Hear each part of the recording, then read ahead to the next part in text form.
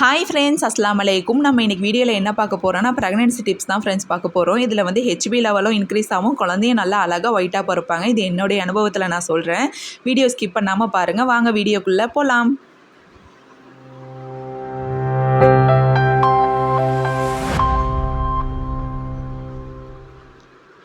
Tip number 1 பார்க்கலாம் friends. ஒரு beetroot எடுத்துக்கோங்க. அதை இந்த மாதிரி சின்ன சின்னதாக கட் பண்ணி மிக்ஸி ஜாரில் போட்டுக்கோங்க. 3 கீத்து தேங்காய் எடுத்துக்கோங்க, அதையும் கட் பண்ணி போட்டுக்கோங்க. நல்லா மிக்சியில் அடித்து இந்த மாதிரி வடிகட்டி, நிறைய தண்ணி ஊற்றாதீங்க ஃப்ரெண்ட்ஸ். நம்ம இந்த மாதிரி வடிகட்டி குடிச்சிருங்க. நான் இன்றைக்கி சுகர் ஆட் பண்ணலை. உங்களுக்கு தேவைன்னா நீங்கள் சுகர் ஆட் பண்ணிக்கோங்க. இந்த மாதிரி நீங்கள் சாப்பிட்டீங்கன்னா ஹெச்பி லெவல் கண்டிப்பாக இன்க்ரீஸ் ஆகும், குழந்தையும் நல்லா ஒயிட்டாக பிறப்பாங்க. டிப் நம்பர் 2 பார்க்கலாம். டெய்லியும் ஆப்பிள் எடுத்துக்கோங்க ஃப்ரெண்ட்ஸ். ஆப்பிளில் வந்து நிறைய சத்து இருக்குது, குழந்தையும் நல்லா அழகாக ஒயிட்டாக பிறப்பாங்க. ஆப்பிள் எடுத்து இந்த மாதிரி தோலை சீவிட்டு கட் பண்ணி மிக்ஸி ஜாரில் போட்டு வச்சுக்கோங்க. நான் இன்றைக்கி சுகர் ஆட் பண்ணியிருக்கேன். உங்களுக்கு தேவைன்னா நீங்கள் ஆட் பண்ணிக்கோங்க, இல்லைனா அதை ஸ்கிப் பண்ணிவிடுங்க. நல்லா மிக்சியில் அடிச்சுட்டு கொஞ்சமாக பால் ஊற்றி நீங்கள் அதை வடிகட்டாமல் குடிச்சிருங்க. ரொம்பவே நல்லது, டேஸ்ட்டாகவும் இருக்கும். வீட்டில் கண்டிப்பாக ட்ரை பண்ணி பாருங்கள். நான் இப்படி தான் செஞ்சேன். என்னுடைய குழந்தையும் நல்லா அழகாக ஒயிட்டாக பிறந்தாங்க.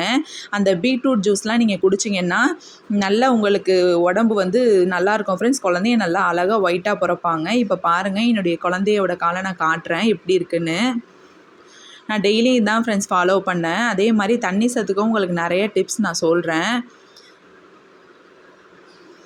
டிப் நம்பர் 3 பார்க்கலாம் ஃப்ரெண்ட்ஸ். இதுவும் ஹெச்பிக்காக தான் ஃப்ரெண்ட்ஸ் நம்ம பார்க்குறோம். தக்காளி, சின்ன வெங்காயம், சீரகம், மிளகு எடுத்துக்கலாம். முருங்கைக்கீரையை நல்லா இந்த மாதிரி பறித்து நான் வாஷ் பண்ணி வச்சுருக்கேன். முருங்கைக்கீரை சூப்பு தான் நம்ம இன்றைக்கி பார்க்க போகிறோம். இது வந்து உடம்புக்கும் ரொம்ப நல்லது ஃப்ரெண்ட்ஸ். இது வந்து ஹெச்பி லெவல் இன்க்ரீஸ் ஆகும். தண்ணி சத்து கம்மியாக இருக்குதுன்னு சொல்கிறவங்களுக்கும் டெய்லியும் எடுத்துகிட்டு நீங்கள் வந்தீங்கன்னா தண்ணி சத்தும் உங்களுக்கு நார்மலாக இருக்கும். ஒரு கடாய் எடுத்துக்கோங்க ஃப்ரெண்ட்ஸ். இந்த மாதிரி கொஞ்சமாக ஆயில் விட்டுக்கோங்க. சின்ன வெங்காயத்தை இந்த மாதிரி நல்லா வதக்கி விடுங்க.